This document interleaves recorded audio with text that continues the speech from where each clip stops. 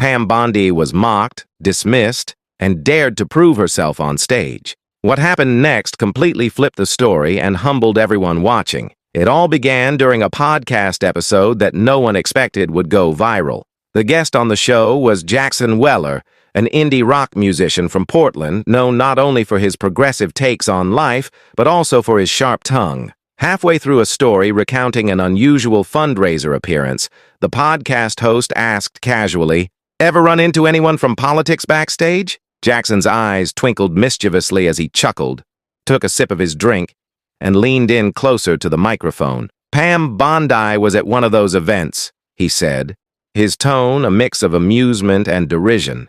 His smirk could be heard even over the recording. "Nice lady, I guess. But come on. She looked at the grand piano like it was just some flat-pack IKEA furniture. I doubt she can tell middle C from a cup of coffee." The room erupted in laughter, a laugh fueled by the fact that his usual audience was young, left-leaning, and suspicious of anyone with a long political past. Jackson was known for these offhand jabs, his humor steeped in the belief that politics always meant a lack of real passion. His remarks, however, were meant to be in jest, or so everyone thought. Within hours of that broadcast, clips of his remark began circulating on social media. A trimmed, looped version of his line transformed into a series of memes. Captions such as, "Jackson drags Pam Bondi with a musical burn," and "Pam, do you even know what a piano is?" spread like wildfire. At first, many laughed along, finding the quip clever. But as the memes took on a life of their own, the tone subtly shifted, from playful ribbing to something far more personal and cutting. Meanwhile, far from the studio in Tampa, Pam Bondi sat at her kitchen counter. The clink of the phone and a blinking notification interrupted the quiet of her late afternoon. Her niece, known for her playful use of emojis, had sent her the now infamous clip accompanied by a crying, laughing face. Pam watched the video once, then again. There was no flinch, no eye roll. Instead, she sighed, closed the video calmly, and slid the phone face down onto the counter. So much for her tea, it had gone cold. Yet, she didn't delete the clip. A week later, Jackson mentioned Pam again in an interview with a Seattle-based online magazine. "I guess she's lawyer smart, sure," he remarked casually, "but I doubt she's got a creative bone in her body. You can't fake art. Either you feel it or you don't." His tone had grown sharper, his words heavier.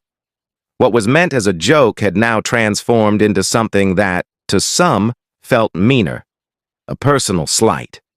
Some fans brushed it off with laughter, while others expressed discomfort. A few older listeners even commented, "Is this really necessary? Just play music, man." Yet Jackson seemed oblivious to the growing undercurrent of disapproval. He was busy with his tour schedule, set to perform in Florida the next month, and he figured that, as with many such jibes, the noise would soon die down. What Jackson didn't know was that fate had a surprise in store. A few days after his offhand comment, Pam received a last-minute invitation to a high-profile charity event in Sarasota, a music and arts fundraiser dedicated to supporting local school music programs. And, in an unexpected twist, this was the very same event where Jackson himself had committed to performing. Pam wasn't planning on taking the stage. For years, she had maintained a meticulously controlled public image. The stern prosecutor, the calculated politician, the Fox News contributor. Her persona was one of sharp suits, firm statements, and camera-ready smiles.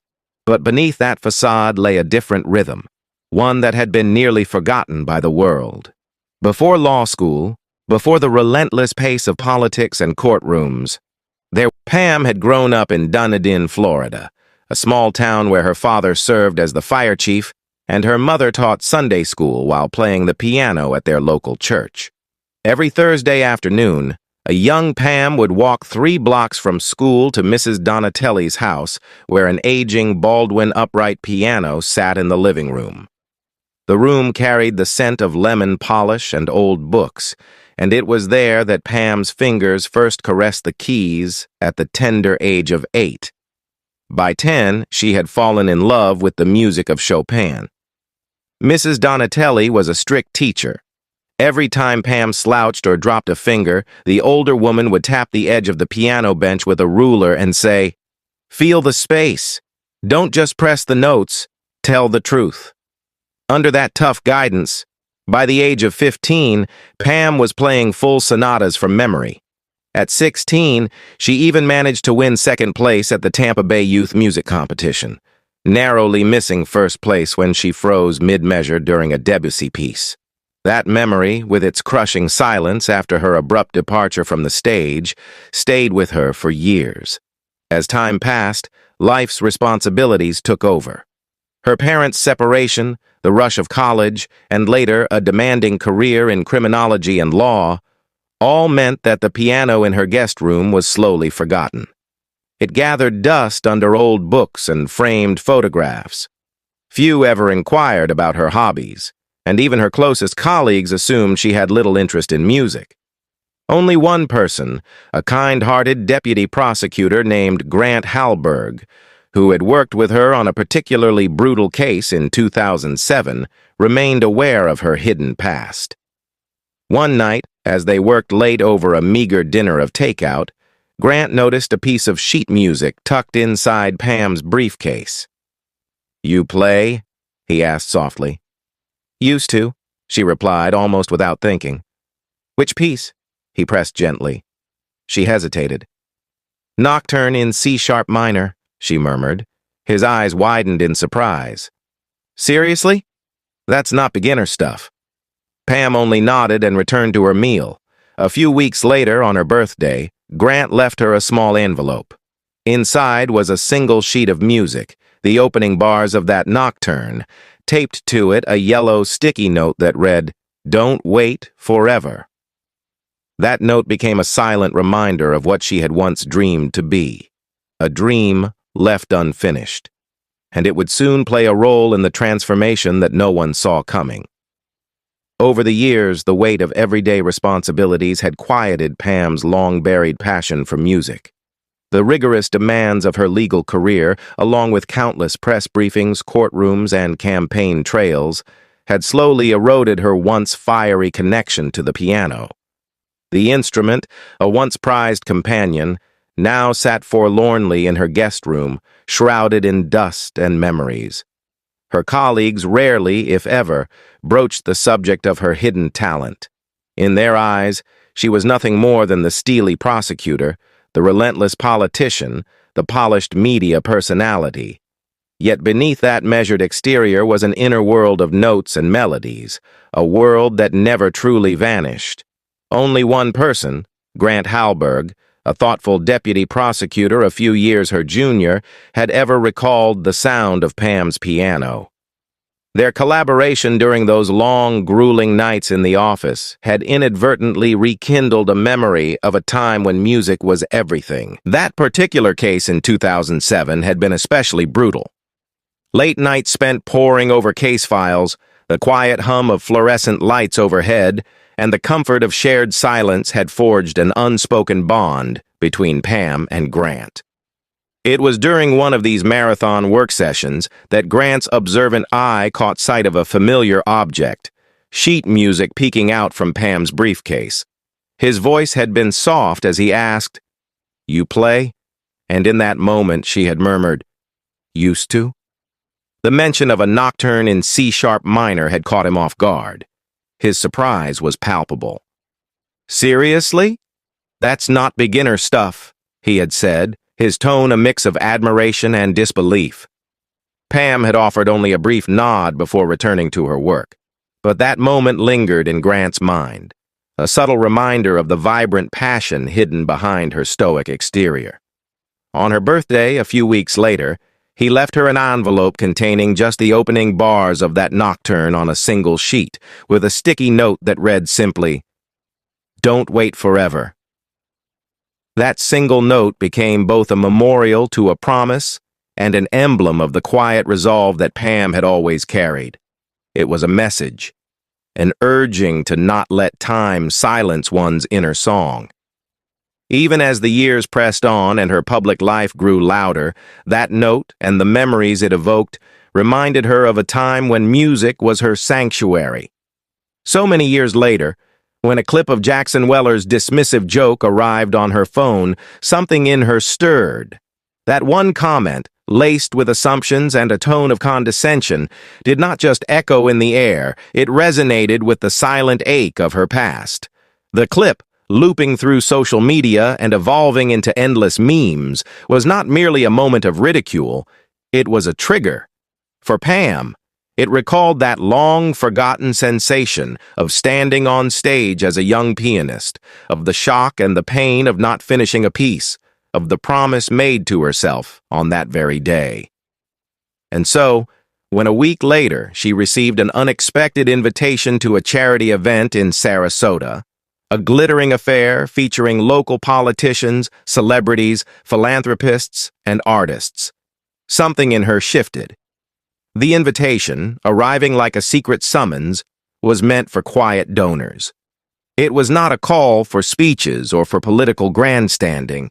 It was simply a gathering for a noble cause, to raise funds for local school music programs. That very night, as the event neared, Pam found herself alone in her guest room. With trembling fingers, she pulled away the old sheet that had been covering her upright piano. The instrument, though neglected, still held a dignified presence. Its keys were out of tune and stiff from years of disuse, yet in their imperfection lay the echoes of a bygone passion. Pam ran her fingers tenderly over them, feeling the worn surface as if greeting an old friend. A small, wistful smile crept across her face. This was the moment when she decided that she would no longer let her past lie dormant. Without overthinking, she picked up her phone and called her old music instructor from law school. "Hey, Dan," she said softly. His familiar voice asking, "Still tuning pianos?" reminded her that in another life, music had been her sanctuary.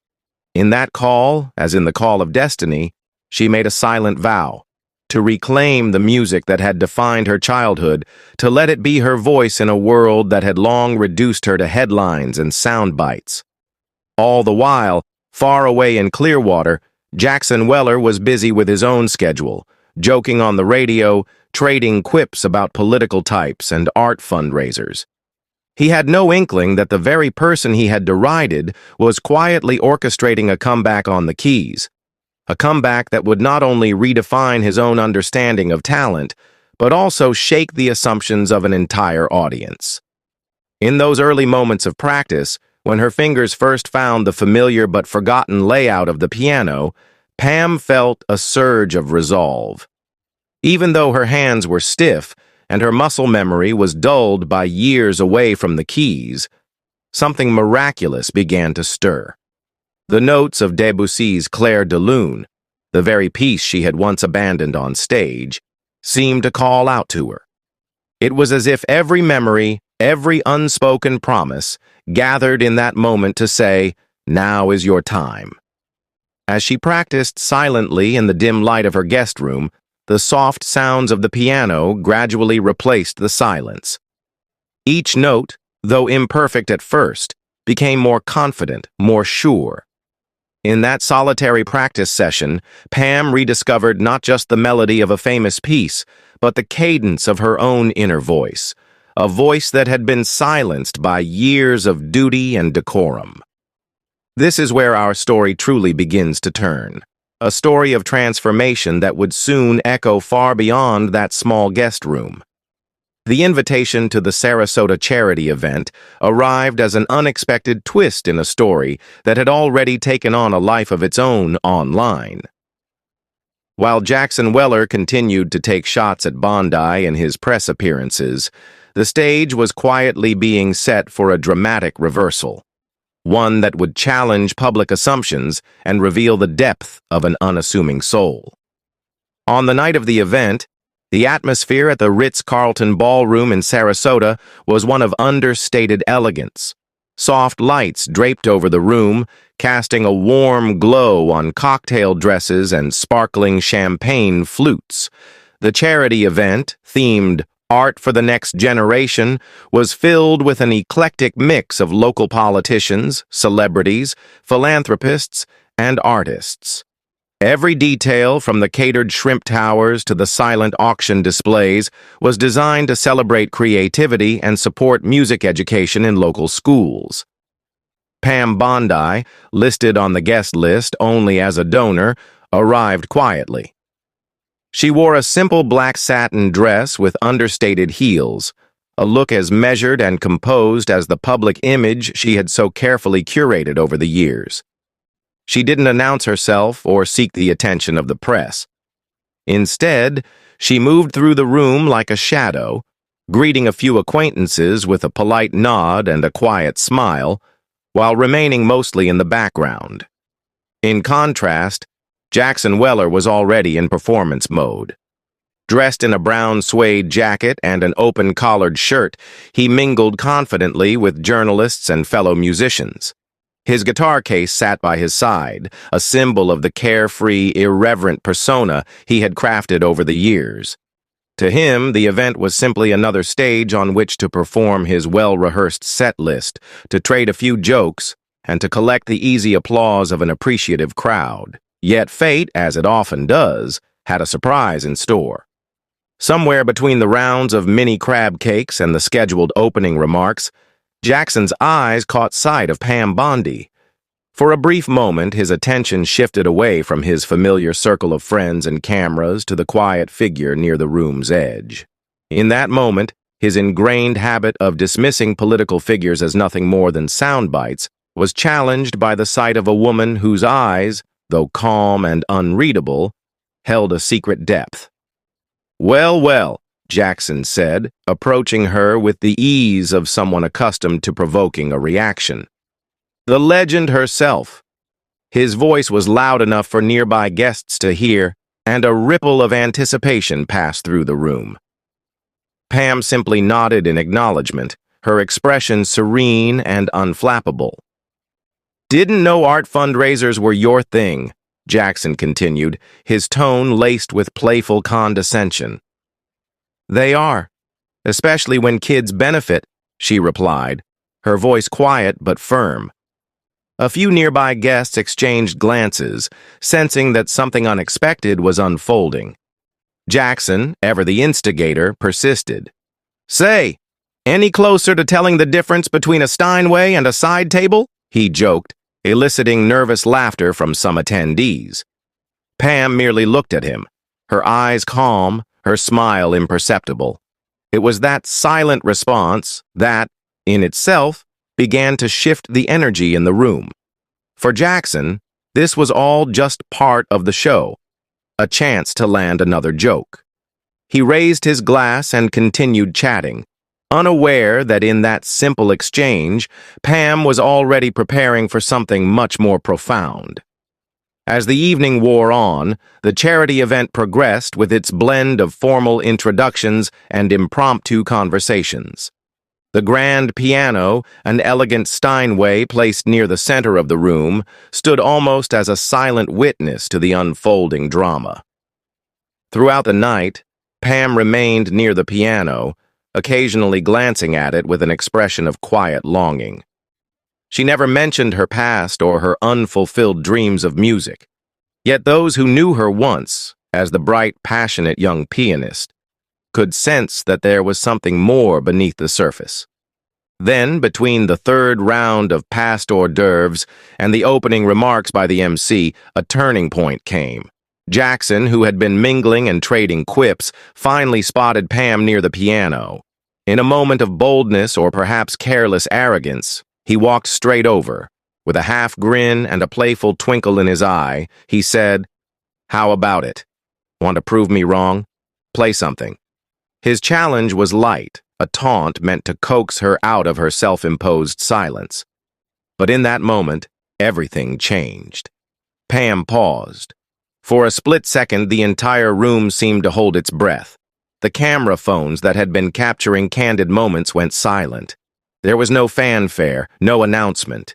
Simply, Pam's eyes met Jackson's, and without a word, she moved toward the piano. Every step was measured, every motion graceful, a stark contrast to the brash energy that had characterized Jackson's earlier jibes.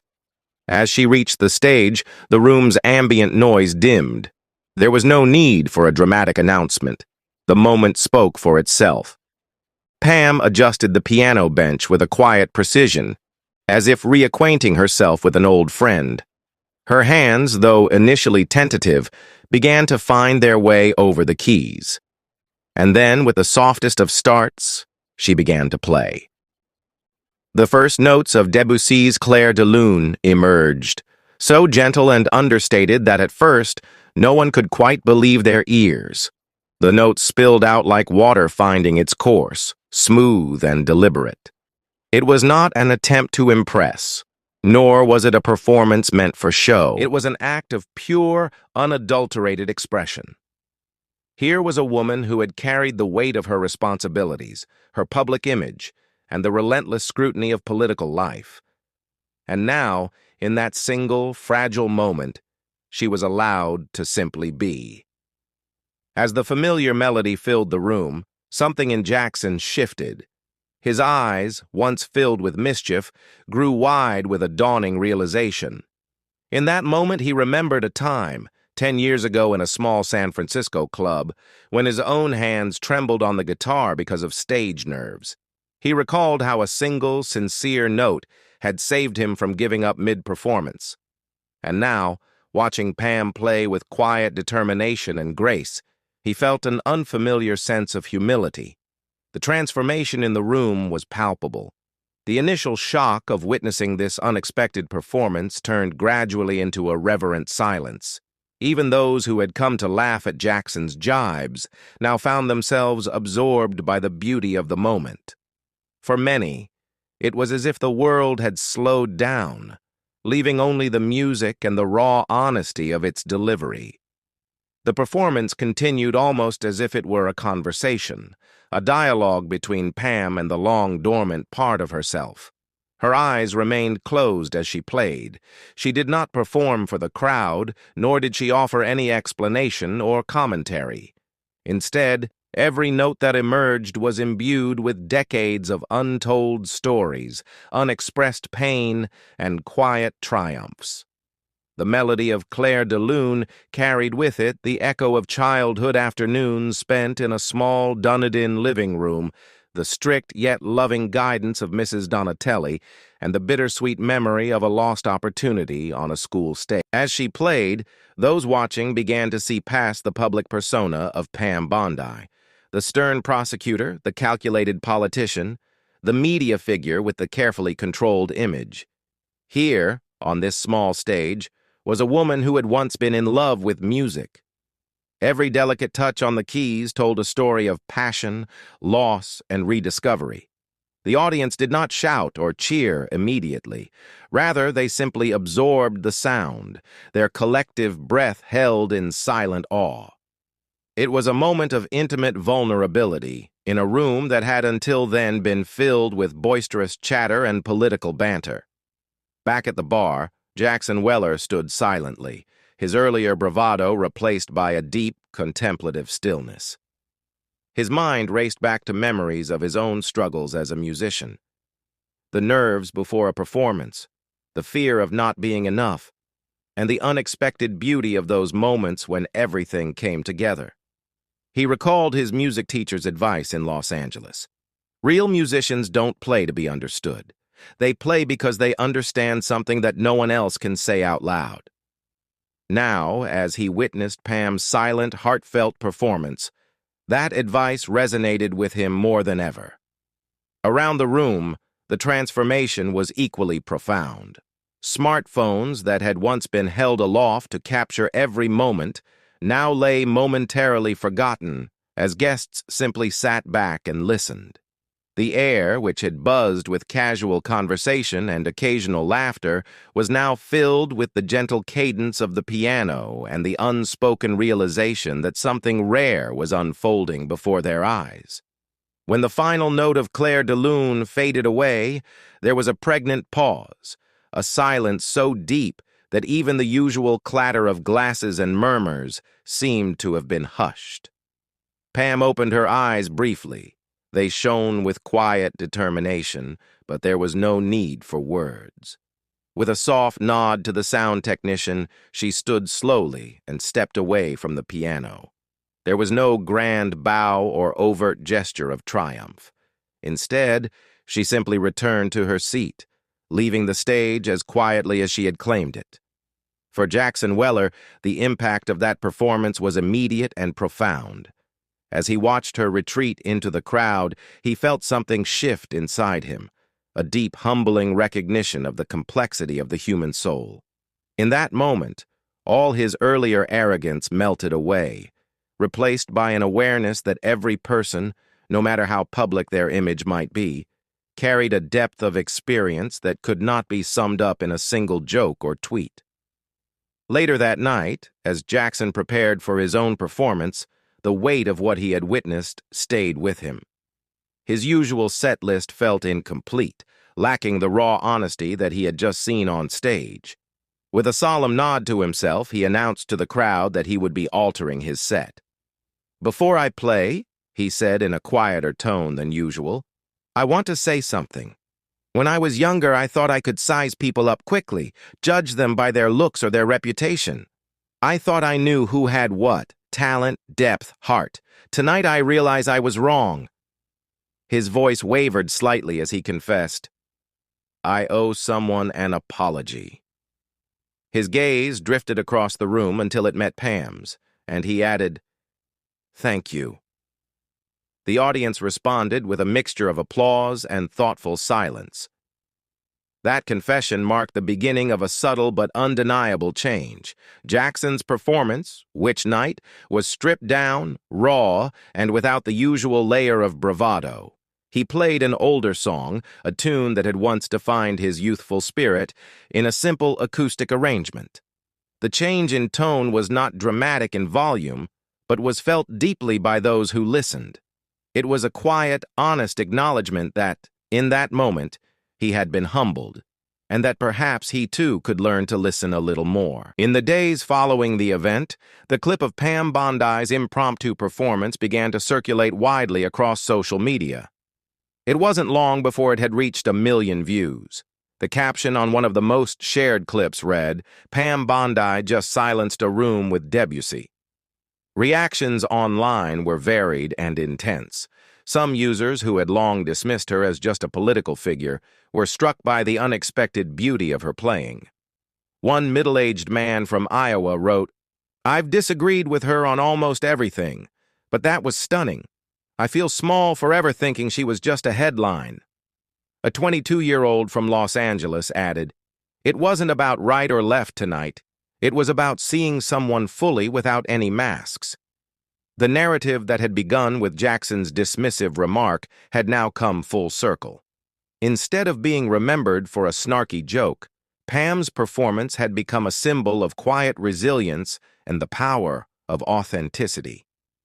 In every comment and shared post, there was a growing sense that the public had been reminded of a simple, enduring truth, that real people cannot be reduced to a single soundbite or stereotype. The viral video captured every detail, the way Pam took a measured breath before each phrase, the stillness in her hands as she transitioned between chords, and the gradual, almost imperceptible shift in the crowd's mood. In that 8-minute recording, one could see not only the music, but also the transformation of the audience. What had begun as an evening of predictable banter and political one-liners had evolved into a moving moment of collective introspection. For Jackson, the impact was not limited to his public persona. Alone in his hotel room in Sarasota in the hours after the event, he sat with his guitar across his lap, replaying the video over and over in his mind. There were no tweets or posts from him immediately afterward, just a deep, unspoken reflection. He recalled a memory from 10 years past, when he had once faltered on stage in San Francisco, his guitar slipping from his fingers due to nerves. In that earlier moment, he had almost given up. Now, watching Pam play with such quiet, personal conviction, He felt his own vulnerabilities come to the surface. Jackson eventually did post something, a photo of a blank notebook with his guitar resting beside it, captioned, "Starting Over." The post was understated. There was no lengthy explanation. Yet its simplicity spoke volumes. In that image, many of his followers saw the beginning of a transformation, a willingness to shed old arrogance and to start anew with humility and honesty. Some followers mocked him, calling him soft, while others thanked him for showing growth. In that delicate balance, Jackson's journey as an artist was evolving. At the same time, Pam continued with her life as if nothing extraordinary had occurred. The next morning, she returned home, greeted her dog, watered her plants, and slipped back into her routine. When a major music publication later reached out to feature her as the secret virtuoso, she politely declined. She did not want to be turned into a symbol or a headline. She had already said what she needed to say through her music. Yet one email could not be ignored, a simple note from a 16-year-old girl in Arizona. The girl wrote, "I'm not into politics, but I've been scared to sign up for piano class because I'm not very good yet. After watching you, I think I'll try anyway." Moved by the heartfelt message, Pam replied with two simple lines. "Thank you. And remember, the key is not to be perfect. Just be honest." That response, so brief and unassuming, resonated deeply with the young girl and with countless others who saw it online. It was as if Pam had, without uttering a grand declaration, conveyed the true essence of what it meant to be human, to live with honesty, to embrace imperfection, and to let one's inner beauty shine regardless of external judgment. In the ensuing days, social media discussions evolved from political commentary to broader conversations about humility, judgment, and the hidden depths in every person. One thread on Twitter read, "I always dismissed Bondi as just a politician. But last night, I saw something different. It was a moment of grace that reminded me that real people are always more than the sum of their headlines." Others echoed this sentiment, reinforcing the idea that, no matter how often we reduce each other to simple sound bites, every person carries a story that deserves to be heard. This transformation was not just limited to online discourse. It even began to influence Jackson's musical trajectory. A few weeks later, while performing at a small theater in Pensacola, he took a break during his set. Standing alone on stage, he explained softly to the audience, "Sometimes, in our rush to judge and tear down, we forget that every person is whole. Tonight, I learned that I was wrong. I owe an apology to someone very special." His voice wavered slightly, and the room fell silent. Then, in a surprising and symbolic gesture, Jackson walked over to an old upright piano at the side of the stage. With a laugh and a shake of his head, he sat down, cracked his knuckles, and began to play. Though not with the grace or refinement of Pam Bondi, but with the raw vulnerability of someone learning to start over. The sound was rough, the notes hesitant at first. Okay, I'm no Pam," he said with a self-deprecating grin after a few bars, eliciting cheers and applause from the audience. That small act of humility, of recognizing one's own limitations and the value of growth, cemented the moment as a turning point, not just for him, but for everyone watching. In the aftermath of that transformative night, the ripple effects were felt far and wide. News outlets picked up the story, and within days, the viral clip had been broadcast on CBS News, featured in Rolling Stone, and even mentioned on The Tonight Show.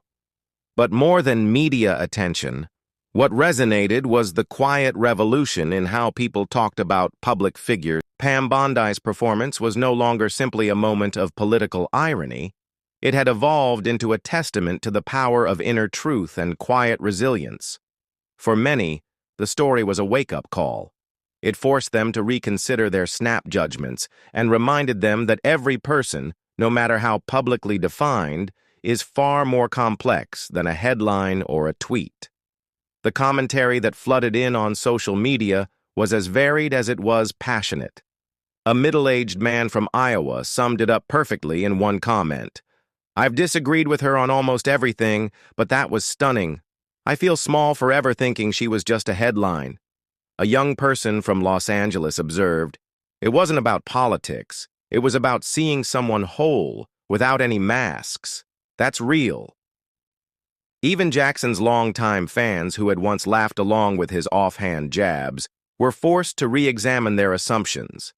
In online forums and social media threads, many wrote, "Watched Jackson challenge her, thought it'd be funny, but what she did wasn't just piano, it was years of hidden passion released in one breath." In those shared sentiments was an acknowledgement that everyone, regardless of public persona, carries untold stories, dreams, and emotions. For Jackson Weller, the experience marked the beginning of a personal transformation. Sitting alone in his hotel room in Sarasota, guitar in hand and heart heavy with reflection, he replayed every moment in his mind. He began to understand that his previous arrogance was a shield, a way to deflect vulnerability. Now, stripped of that defense, he felt a renewed commitment to his art. The image of the blank notebook he posted with the caption, "Starting over," was more than a PR move. It was a declaration of personal growth. He had come to see that true artistry wasn't about being invincible or always right. It was about being honest enough to admit one's own fallibility, to learn from it, and to keep moving forward. As for Pam Bondi, her life returned to a gentle rhythm after that fateful night. In Tampa, she found solace in the everyday tasks that had once brought her quiet joy. The piano in her guest room, now freshly tuned and warmed by her practice, became her private retreat. Every evening she would sit down and play, not for an audience, not for applause, but simply for herself. Sometimes she would repeat the same 3 bars of Claire de Lune over and over, a meditation on memory and loss, on resilience and hope. In those moments, she wasn't a political figure, a headline, or a symbol. She was simply Pam, a woman who had learned that her true strength lay in the quiet persistence of being herself. The legacy of that night spread far beyond the immediate reactions on social media or the brief shifts in Jackson Weller's public persona. In classrooms across the country, a middle school music teacher in rural Tennessee used the clip as a teaching moment. "I showed my class the video," the teacher later wrote in a letter, "and they were stunned, not just by the music, but by the message. One of the students said, 'She didn't yell, she just played.' That simple truth will stay with us for a long time." That letter, handwritten in blocky cursive, was tucked away by Pam in a small drawer near her piano, a silent testament to the impact of that moment of grace. No grand interviews followed. No press releases declared that a new, virtuous side of Bondi had been revealed. Instead, the message was carried quietly by the people who witnessed it and by the countless online threads that discussed it for days. In the weeks that followed, the online conversation shifted from political partisanship to a more human discussion. People began to ask, what if we stopped reducing each other to sound bites? What if we listened a little more? And in that collective questioning, a quiet revolution was underway, a movement toward a deeper, more empathetic understanding of one another. Pam Bondi's performance, Jackson Weller's humble confession, and the ensuing digital dialogue came together to underscore an age-old truth. Real people, with all their complexities, cannot be fully captured by headlines or hashtags. They are made up of layered experiences, hidden passions, and quiet moments of redemption. As the months passed, both Bondi and Weller continued on their respective paths. Bondi, once known only for her political persona, became a symbol, a reminder that behind every public figure lies a tapestry of experiences and emotions waiting to be understood. And Jackson, now more introspective and committed to growth, gradually shifted his music to reflect that newfound humility. In a subtle twist of fate, what had begun as a moment of mockery had transformed into a catalyst for change in the way people saw themselves and one another. This is the lesson of that night in Sarasota, that true beauty lies not in the loudness of one's voice, but in the quiet resonance of one's actions. It is a call to look beyond superficial judgments and to appreciate the hidden depths that make us all human. Real moments of transformation, when someone sits down at a piano not to perform for applause but to express an inner truth, deserve to be remembered. And if this story moves you even a little, perhaps it's time to look at those around you with a little more empathy and understanding. Don't speak unless it adds value. Don't fight unless it truly matters. And never assume you know someone only because you've seen a fleeting soundbite. Sometimes the greatest change comes from the softest, most unassuming note. A note that changes the temperature of the entire room, and in doing so, the hearts of everyone present. Don't forget to like, subscribe, and share this story with someone who needs it. Real moments like